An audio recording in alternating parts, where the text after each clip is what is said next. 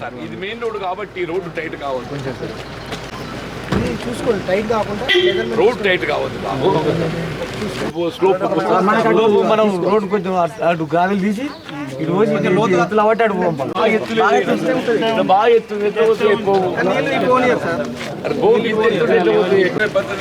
Starting ఇదేంటి ఇవన్నీ ఇటే పోతాయి. మరి దీన్ని అలో చేస్తారా? ఎడుకోవాలి అందుకే పోవాలి. అది గట్టి ఎక్కాయి బట్టి పెట్టాలి.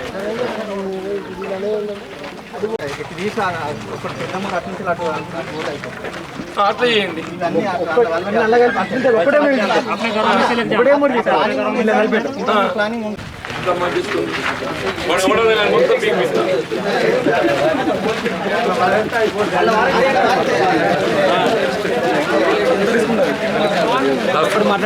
ఎవడ అడ్డమైతే అదే పని చేస్తాను నేను.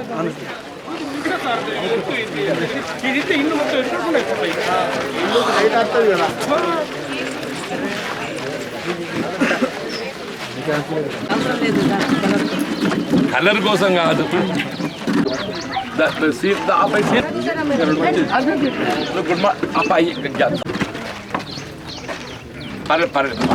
ఇదివరకు మేడం ఉండి ఆమెనే ఉన్నది అనుకుంటున్నాను. ఇప్పుడు ఏలే బాబు, మన రాజారం విలేజ్లో ఒక కుంట ఉన్నది,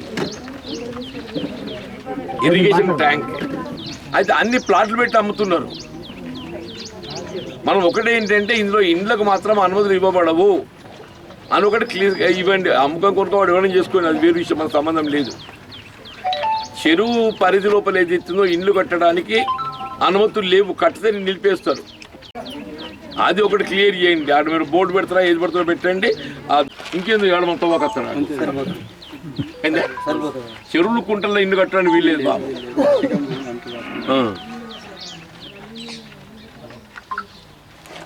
ఏం చూద్దాం, సమస్యలు ఏమున్నాయి చెప్పండి. ఇప్పుడు ఈ ట్రైన్లో ఒకటి ఇంపార్టెంట్, టీ గారి ఉంటుంది. నేను వెనక కూడా డబ్బేట కట్టాలని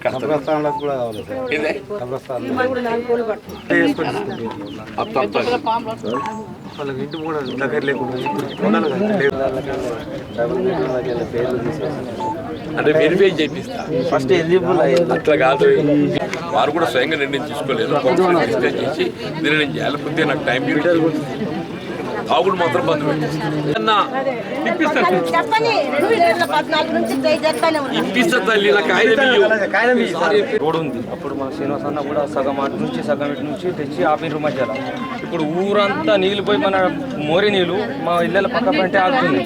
అలా దోమలు తయారవుతున్నా. దానివల్ల మాకేమో చేయాలంటే నీళ్ళు ఎటు పోవాలి, ఆ నీళ్ళు క్లియర్ చేయాలి. ఒకటి రోడ్ చేసి ముందు డ్రైన్ క్లియర్. చెరువు కన్నా పెద్ద నగర్ ఒక ప్రత్యేకత ఉన్నది. జగిత్యాల పట్టణం అనేది ఏదైతుందో ఇది అర్బన్ హ్యాబిటేషన్ కాబట్టి వివిధ గ్రామాల నుండి వచ్చి ఇక్కడ ఉపాధి నిమిత్తము స్థిరపడడం జరుగుతుంది. అటు ఉపాధి నిమిత్తం స్థిరపడ్డ వారికి అందరికీ కూడా మరి నివాసితమైన యోగ్యమైనటువంటిగా గృహాలు మంజూరు చేయాలని చెప్పని, అంటే అప్పుడు సిన్స్ 1983-84 ఆ కాలంకి వెళ్ళి కూడా జగిత్యాలకు సమీపాన ఈ నర్సింగాపూర్ రెవెన్యూ గ్రామం లోపల ఏదైతుందో మన స్థలం అందుబాటులో ఉందనే ఒక భావనతోని అప్పుడు ఇక్కడ స్థలాన్ని గుర్తించి ఇక్కడ ఏదైతుందో జగిత్యాల పట్టణంలో ఉన్నటువంటి ఇల్లు లేని నిరుపేదలకు అందరికీ కూడా పట్టాలు ఇవ్వడంతో పాటుగా అప్పుడు గృహ నిర్మాణ కార్యక్రమాన్ని కూడా చేపట్టి మనకి స్థిరపరచడం జరిగింది. అప్పుడు తెలుగుదేశం గవర్నమెంట్ కాబట్టి అప్పుడు ముఖ్యమంత్రి నందమూరి తారక రామారావు గారి పేరట ఇది టీఆర్ నగర్గా పొందుపరచడం జరిగింది. సరే, అప్పటి నుండి ఈ ప్రాంతంలో కొన్ని మౌలిక సదుపాయాల కల్పనకు అంటే వివిధ ప్రభుత్వాలు ప్రయత్నం చేస్తున్నప్పటికీ ఇంకా కూడా కొన్ని మౌలిక సదుపాయాల కల్పన మిగిలిపోయి ఉన్నది. అంటే వాస్తవంగా ఏదైతే ఉన్నదో టీఆర్ నగర్ అనేది దీని ప్రత్యేకత ఏంటంటే ఇక్కడ ఉన్న కులాలు, ఇక్కడున్న మతాలు మీకు ఎక్కడ కూడా కనబడాయి. It's almost is a mini India. TR Nagar అనేది almost is a mini India. దేశంలో ఎన్ని కులాలు ఎన్ని మతాలు ఉన్నాయో ఇక్కడ అన్ని కులాలు అన్ని మతాలు ఇక్కడ ఏదైతుందో వాళ్ళొక అన్నదమ్ముల్లాగా కలిసి ఉండడం జరుగుతుంది. ఇక్కడ ఏదైతుందో మందిరం, దేవాలయం నిర్మాణం చేయబడి ఉన్నది. అట్లాగే ముస్లిమ్స్కి ఏదైతుందో మస్జిద్తో పాటుగా ఈద్గా కానీ ఖబర్స్థాన్ ఉన్నది. అట్లా క్రిస్టియన్స్కి ఏదైతుందో చర్చ్ నిర్మాణం చేసుకోబడి ఉన్నది. మన గురునానక్ మందిర్ కూడా నిర్మాణం చేసుకోబడి ఉన్నది. ఇలా వివిధ రకాలైనటువంటి ప్రార్థనా మందిరాలతో పాటుగా వివిధ కులాలకు సంబంధించిన సంఘ భవనాలు కూడా నిర్మాణం చేయడం జరిగింది ఇక్కడ. సరే ఇంకా కొద్దిగా మిగిలి ఉన్నాయి, అసంపూర్తిగా ఉన్నాయి. అవన్నింటిని గమనించాలని చెప్పి ఈరోజు ఇక్కడ కార్యక్రమం పెట్టుకున్నాను నేను. దాంతోపాటుగా ఏదైతే ఇక్కడ ఈ urban housing colony this TR Nagar ఎక్స్పాన్షన్లో ఏదైతే ఉందో ఇది అర్బన్ హౌసింగ్ కాలనీకి ఏదైతే ఉందో ఇక్కడ పొందుపరుచుకున్నాం. ఇలా ప్రధాన డ్రైనేజ్ సమస్య తీవ్రంగా ఉన్నది. ఇప్పుడు డ్రైనేజు, సీసీ రోడ్లు అందరికీ నీట్గా ఉండాలి, పారిశుద్ధ్యము, డ్రింకింగ్ వాటర్, వీధి దీపాలు, ఇవి 3 ప్రధానమైనటువంటి ఒక పౌర సేవలు. ఈ 3 పౌర సేవలకు సంబంధించి ఈ గతంలో ఏదైతే ఉందో గ్రామ పంచాయతీగా ఉంది. ఇప్పుడు మొన్నటి మున్సిపల్ కూర్పులో ఏదైతే ఉందో ఇది మున్సిపల్ పట్టణంలో చేర్చడం జరిగింది. 47-48 వార్డ్స్గా అందులో చేర్చడం జరిగింది. 2 అంటే ఆల్మోస్ట్ ఇక్కడ అబౌట్ 4-5 వేల ఓటు ఉన్నది. అంటే ఓటే 4-5 వేలు ఉందంటే జనాభా 10,000 ఉంటుంది. జనాభా 10,000 ఉంటుంది. నేను మన మున్సిపల్ కమిషనర్ గారు కూడా వచ్చిండ్రు, ఈరోజు డి గారు కూడా వచ్చిండ్రు.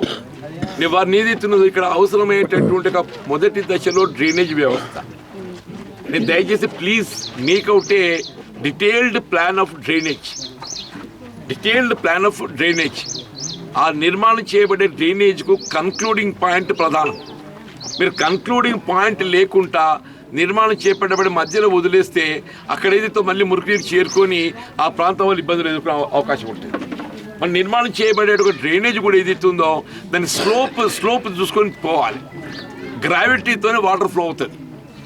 మోరీ అనేది గ్రావిటీతో ఫ్లో అవుతుంది.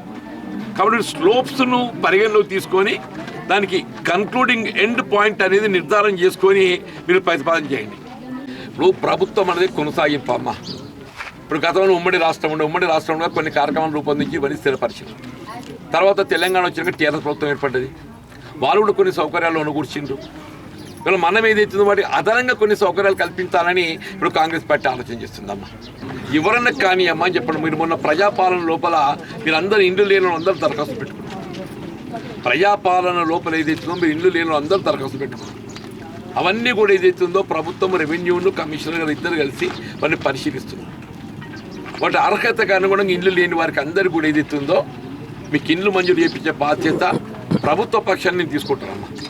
ఎందుకంటే శాసన మండలి సభ్యులు ఉండడమే కాకుండా రాష్ట్రంలో కాంగ్రెస్ ప్రభుత్వం ఉన్నది కాబట్టి ప్రభుత్వం అమలు చేసే కార్యక్రమాలు అన్నింటిని కూడా మీ హక్కుకు అనుగుణంగా మీకు ఇప్పించే ఒక బాధ్యత నేను తీసుకుంటామా. ఇండ్లతో పాటుగా చెప్పంటున్నాను. దాంతోపాటుగా ఇప్పుడు గతంలో మనకి ఇచ్చిన పెన్షన్ ఏదైతే ఉందో 2016 ఇచ్చినాయమ్మా. ధరలు పెరుగుతున్నాయి. ధరలు పెరిగినప్పుడు ఏదైతున్నదో ఆ పెరిగిన ధరలకు అనుగుణంగా పెన్షన్ పెరగాలి కదా. ప్రభుత్వం మీద ఆర్థికంగా భారం అవుతుంది. అయినప్పటికీ పెరిగిన పెన్షన్కి అనుగుణంగా ఈ ధరలకు అనుగుణంగా పెన్షన్ పెరగాలి. కాబట్టి మీకు ఉగాదికి వెళ్ళి ఏదైతున్నదో ఆ 2016 4,000 పెన్షన్ అవుతుంది. 2016 పెన్షన్ పొందుతున్నారో అది 4,000 అవుతుంది. ఈ తోడు ఏదైతున్నదో మహిళలకు ఆల్రెడీ ఉచిత రవాణా సౌకర్యం, బస్సు సౌకర్యం ఏర్పాటు చేసినాం అమ్మ.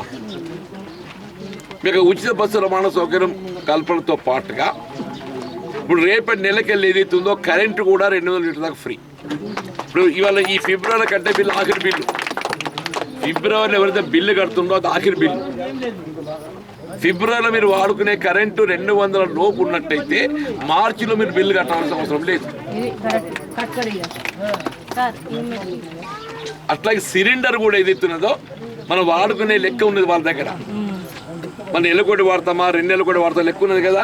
ఆ లెక్క కనుక సిలిండర్ కూడా 500 రూపాయలకి సిలిండర్ ఇచ్చేటువంటి కార్యక్రమాన్ని కూడా రేపు అమలు చేయబోతుంది. నేనేం చెప్పినా, ఇంట్లో చెప్పినా, 200 యూనిట్ల బిల్లు మాఫీ చెప్పినా, సిలిండర్ చెప్పినా, పెన్షన్ చెప్పినా, మీకు ఉండే సమస్య స్థానికంగా డ్రైనేజ్ సమస్యకి చెప్పిన కమిషనర్ గారు స్వయంగా వచ్చిండ్రు. డ్రైనేజ్ అయితే ప్రాధాన్యతతో మీకు మంజూరు చేపిస్తాను చెప్పి అంటున్నా. డ్రింకింగ్ వాటర్ నేను పరిష్కరిస్తాను చెప్పి అంటున్నా. వీధి దీపాలు పెట్టిస్తాను చెప్పి అంటున్నా. ఈ 3 కార్యక్రమాలు నాయి. అర్థాంతరంగా ఆగిన సామూహిక భవనాలు కూడా ఇప్పుడు తిరిగి చూస్తా. అవి కూడా కావాల్సిన నిధులు నేను సమకూరుస్తాను చెప్పండి. వ్యక్తిగత సమస్యలు ఎవరికైనా ఉన్నట్టయితే నేను జగిత్యాల నాకు ఇల్లు ఉన్నది, కార్యాలయం ఉన్నది. వ్యక్తిగత సమస్యలు ఏదైనా ఉంటే ఇక్కడ పరిష్కరించబడాయి. వాటి కొరకు జగిత్యాలకు వచ్చి విజ్ఞప్తి చేస్తే మీ వ్యక్తిగత సమస్యలకు ఏదైతే పరిష్కార మార్గం చూపెట్టి